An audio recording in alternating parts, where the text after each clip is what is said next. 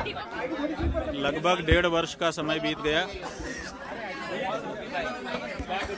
भगवान प्रकट विश्वेश्वर की पूजा के लिए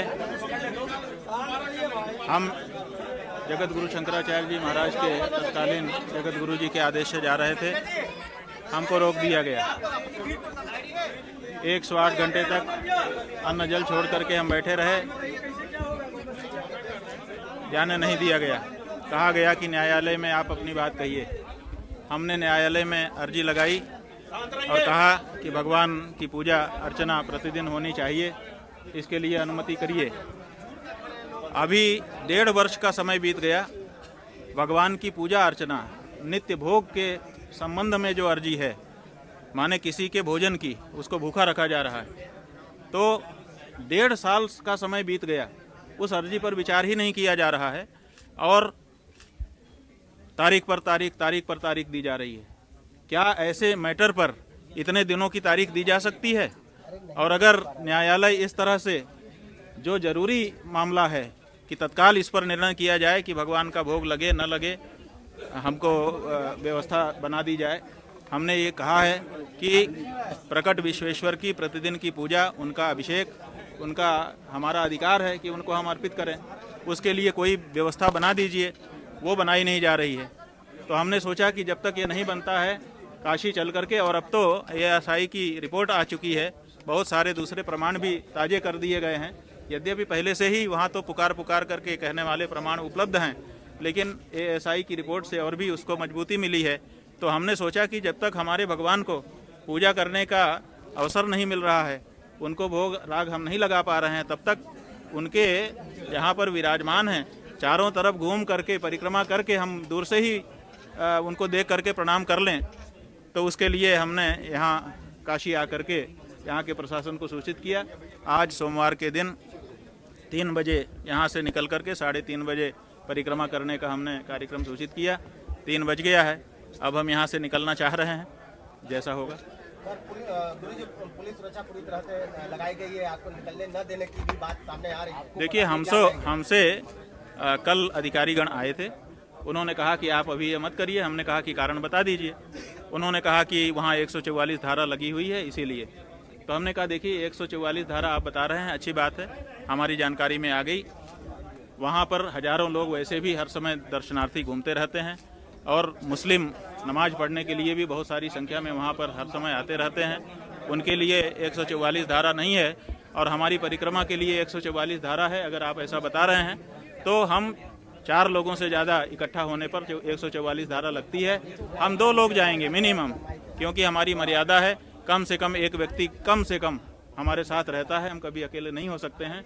तो हमने उनसे कहा कि अपनी जो मिनिमम मर्यादा है हमारी, कि एक व्यक्ति हमारे साथ रहे, हम एक व्यक्ति को, ब्रह्मचारी को साथ में लेकर के परिक्रमा कर लेंगे। 2 लोग, तो 2 लोग में तो 144 धारा नहीं लगेगी। तो इस पर वो कुछ नहीं कह पाए। उन्होंने कहा हम अपने बड़े अफसरों से बात करके फिर आपको सूचित करेंगे। 24 घंटे का समय उसके बाद से अभी तक बीत गया है। उनकी तरफ से हमसे सीधे तो कोई बात नहीं की गई है। अब कोई बात अगर होगी तो जब हम निकलना चाहेंगे तो कहेंगे। महाराज जी, जब कोर्ट में मामला है तो आप जाने को कह रहे हैं वहाँ पे? भाई, कोर्ट में मामला ये है कि वहाँ आप पूजा के लिए नहीं जा सकते हैं, प्रोटेक्टेड एरिया है, यही ना मामला है। जो चहार दीवारी बनी हुई है, उस चहार दीवारी के बाद बाहर घूमने पर हमको कोई रोक लगी हुई है? कौन सा कोर्ट का आदेश है कि चहार दीवारी के बाहर कोई घूम नहीं सकता है? बताइए, काहे का कोर्ट का आदेश? कोर्ट, अगर हम अंदर जा रहे हों, परिसर के अंदर किसी चीज़ को छू रहे हों, किसी चीज़ को हटा रहे हों, किसी चीज़ को क्षति पहुंचा रहे हों, आप उससे रोकिए। हम तो अंदर जाने की बात ही नहीं कर रहे हैं, आश्वस्त कर रहे हैं कि अंदर बिल्कुल नहीं जाएंगे। अंदर के बारे में कोई वहाँ पर प्रतिक्रिया हमारे द्वारा नहीं की जाएगी। जो चहार दीवारी लगी है मुलायम सिंह की सरकार में, उस चहार दीवारी के बाहर हम एक परिक्रमा करेंगे और परिक्रमा करके प्रणाम करके अपना चले जाएंगे। और ये हम नया नहीं कर रहे हैं, ये जब से वहाँ पर बल का प्रयोग किया गया है, जब से वहाँ से हमारे पुजारियों को हटाने की कोशिश की गई है, तब से निरंतर हमारी परिक्रमा करती चली आ रही है। उसी परिक्रमा को हम करेंगे, हम कोई नई चीज नहीं कर रहे हैं। मुकदमे में ये बात प्रमाणित है। आप लोग कहेंगे हम सारा साक्ष्य आपको दिखा देंगे। महाराज जी, मुस्लिम पक्ष का ये कहना है कि जो मूर्तियों की बात ASI में आई है वो वहाँ के किराएदारों द्वारा फेंकी गई है, मूर्तियों का कोई औचित्य नहीं है, वो मूर्तियों से ये साबित नहीं होता है। ठीक है ना, तो वो जो बात वो कह रहे हैं उसको कोर्ट में कहेंगे कोर्ट में उनको भी कहने का मौका है, हमको भी कहने का मौका है। अखबार में कहने से न तो वो मूर्ति उनकी जैसी हो जाएगी, न तो हमारे जैसी हो जाएगी। एएसआई की रिपोर्ट आई है, विशेषज्ञों ने जांच की है, जांच करके फोटो किए हैं, उसका विवरण अंकित किया है और वो रिपोर्ट जो 1000 पन्ने के लगभग की है वो वहाँ पर प्रस्तुत की गई है। तो न्यायालय में उसका निर्णय होगा। उसमें अगर किराएदारों की मूर्ति होगी वो भी तय हो जाएगा, अगर वो हमारी परंपरा की मूर्ति होगी वो भी तय हो जाएगा। उसमें क्या दिक्कत है? हम तो जो अभी प्रसंग है वो प्रसंग ये है कि हमारा वो जो भगवान का मंदिर, ज्ञानवापी मंदिर, उस मंदिर की परिक्रमा चार दीवारी के बाहर बाहर से हम परंपरा से करते चले आए हैं। उसी परंपरा को करने के लिए हम जा रहे हैं। और आपको हम बताना चाहेंगे कि ये पहली बार हम नहीं, शंकराचार्य के रूप में तो पहली बार होगा, लेकिन इसके पहले जाने कितनी बार हम वहाँ जा चुके हैं और परिक्रमा कर चुके हैं। हम जब जब वहाँ जाते थे हम परिक्रमा करते रहे हैं।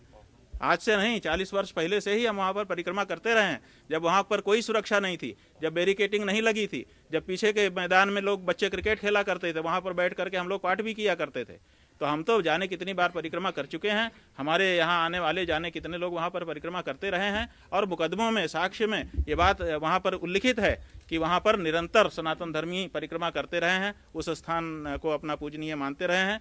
और शास्त्रों में, और शास्त्रों के साथ साथ अभी जो राम जन्मभूमि का फैसला आया है, उस फैसले में स्पष्ट रूप से इस बात का निरूपण किया गया है कि अगर कहीं पर स्थापित कोई भगवान का विग्रह वहाँ से हटा भी दिया जाता है या उसको तोड़फोड़ कर दी जाती है, उसमें क्षति पहुंचा दी जाती है, तब भी वहाँ देवत्व विद्यमान रहता है और पूजा करने वाले को पूजा का फल प्राप्त होता है।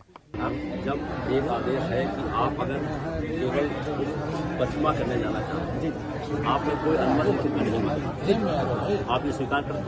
कोई अनुमति आपने नहीं मांगी। एक ऑर्डर है कि कोई भी नई परंपरा नहीं शुरू की जाएगी। ये ऑर्डर अलग से निकाली होती है माननीय सीएम साहब, और हर तरह से ये बात कई बार कई प्लेटफॉर्म पे कही जा चुकी है कि कोई भी नई परंपरा की संख्या में हमारे मुस्लिम भाई वहाँ जाते हैं। उस समय आपकी धारा 144 कहाँ जाती है? मैं 144 की बात कर रही है, नमाज बहुत पहले से हो रही है। धारा 144 का आपने जो जिक्र किया है, हम ऊपर कहना चाहते हैं। अन्यथा द्विवेदी जी बोलिए मत, आप मत पढ़िए। हमारा आपका कोई तर्क का विषय नहीं है। हमारा केवल एक विषय है कि महामंडलेश्वर महाराज शंकराचार्य जी को वहाँ जाने की अनुमति प्राप्त नहीं है, हम उनको नहीं जाने देंगे। That's all. और कोई विवाद मत करिए। हम इतना जानना चाहते हैं, हमने आपको बता दिया ना कि हम उनको नहीं जाने। अब आप जाएं अंदर, उनको समझा लें, जो प्रेस वार्ता करनी है वो कर लें। हम उनको यहाँ से जाने नहीं देंगे। ये हमारा आपसे विनम्र अनुरोध है। हम आपकी बात मान लें, लेकिन अगर इन राइटिंग कुछ आपके पास नहीं, आपने इनवाइटिंग मांगा है, आप हमसे मांगिए, हम आपको इनवाइटिंग दे रहे नहीं आने देंगे। आप इनवाइटिंग मांगिए, लिख के लाइए, हमारे सीधे साहब के लिखवा कर दीजिए, अभी हम भेज रहे हैं, लिखवा दीजिए। पूरा प्रोग्राम लिखिएगा कि कहाँ जाना चाहते हैं, कैसे क्या करना चाहते हैं, हम आपको इनवाइटिंग बनाएंगे। बिल्कुल।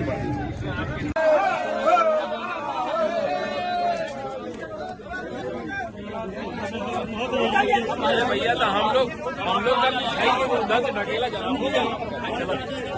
आ जाओ भैया, आ जाओ, चलो।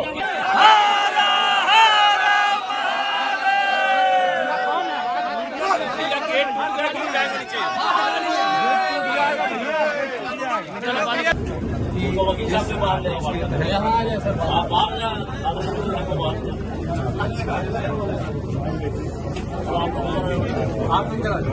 पालन में आप बाधा कैसे उत्पन्न कर सकते हैं? आप कौन होते मना करने वाले? रुको भाई, हम बात कर रहे हैं ना, आप लोग कोई नहीं बोलेगा। हमको हमारे धर्म पालन में आप बाधा क्यों दे रहे हैं? कृपया बताइए। माननीय न्यायालय के आगे सभी लोग, माननीय न्यायालय का ऐसा कोई आदेश नहीं है। माननीय न्यायालय का आपने हमसे कहा था बातचीत में कि 144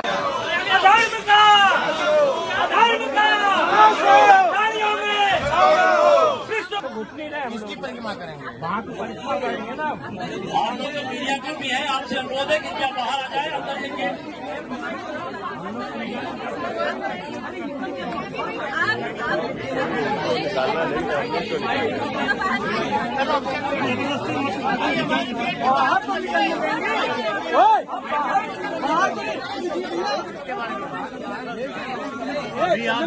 अरे